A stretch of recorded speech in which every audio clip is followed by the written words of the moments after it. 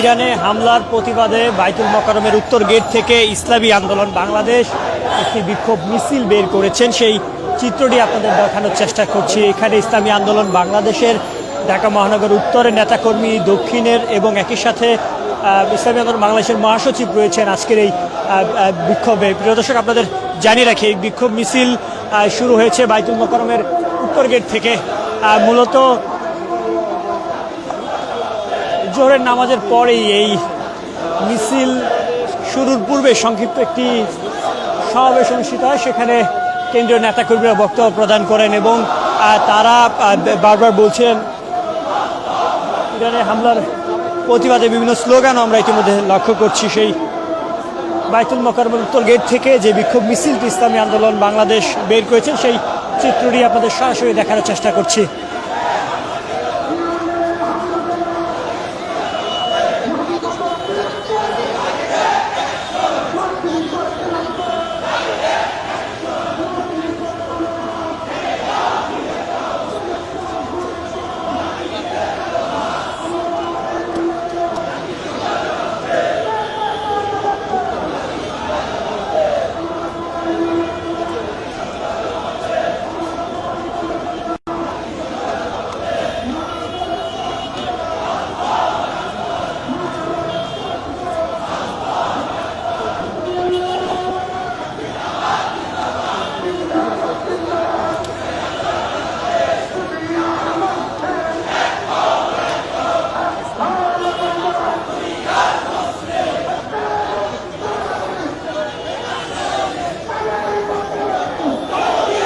দর্শক, আপনাদের জানিয়ে রাখি, জোহরের নামাজের পর ইসলামী আন্দোলন বাংলাদেশ ঢাকা মহানগর উত্তর এবং দক্ষিণের নেতৃত্বে একটি বিক্ষোভ মিছিল হচ্ছে বাইতুল মোকাররমের উত্তর গেট থেকে। মূলত এই মিছিল পূর্বে আমরা লক্ষ্য করেছি বাইতুল মোকাররমের উত্তর গেটে একটি সংক্ষিপ্ত সমাবেশ করেন ইসলামী আন্দোলন বাংলাদেশের নেতাকর্মীরা। সেখানে বক্তব্য প্রদান করেন। এখানে ঢাকা মহানগর উত্তর এবং দক্ষিণী নেতাকর্মী রয়েছেন, এখানে ইসলামী আন্দোলন বাংলাদেশের মহাসচিব রয়েছেন এবং তাদের যে দাবিগুলো রয়েছে সেই দাবি এবং তাদের আজকের এই মিছিল মূলত আমরা লক্ষ্য করেছি কিছুক্ষণ আগে শুরু হয়েছে।